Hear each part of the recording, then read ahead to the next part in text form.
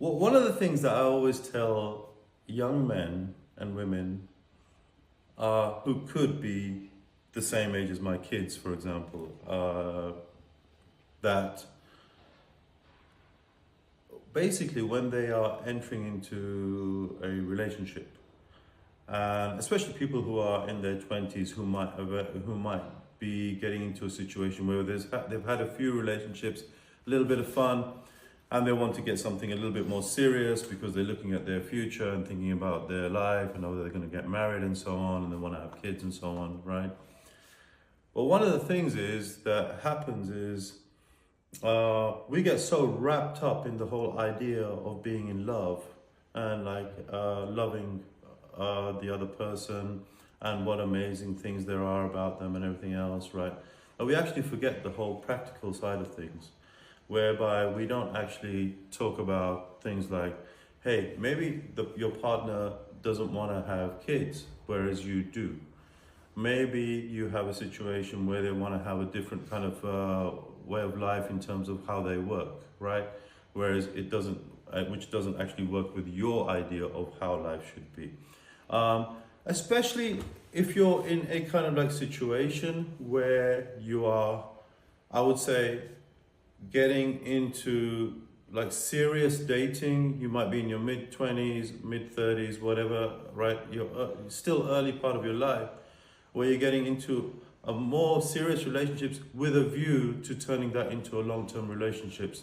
And of course, when you have a long-term relationship, the one thing that you need to have that is sustainable is actually long-term goals that are actually in some way aligned together.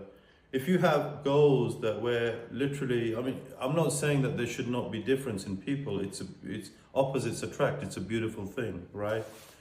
But there should be some kind of life methodology or life kind of goals that you have that are shared, so that you don't end up in a situation 5, 6, 7, 10 years down the line where you're on completely different wavelengths about where your life is going to go, how it's going to go, right?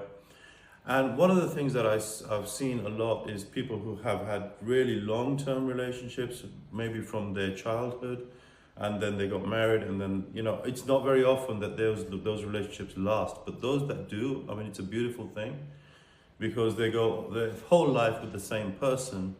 But a lot of the reason that that those relationships sometimes work, or quite, you know, can work, is because they grew up having the same set of goals in the same environment, and that they you know, have a shared sense of their future objectives, and that is very important to have. But if you're in a situation where you don't have that kind of relationship and you're now dating and you're looking for a long-term relationship, these are the difficult questions you need to ask quite early on at the beginning before you waste your time.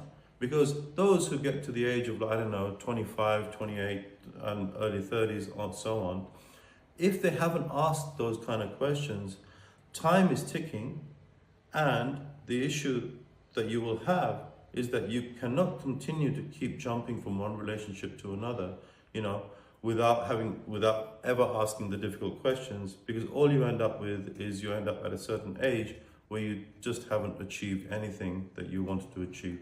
And ideally, I think in life, it's nice to have to achieve things with a partner. It is nice. It's not for everybody. Not everybody has to have a partner. It's not a rule. And not everybody has to have, you know, that whole package of marriage and everything. We live in a modern world. We're living in the 21st century, right?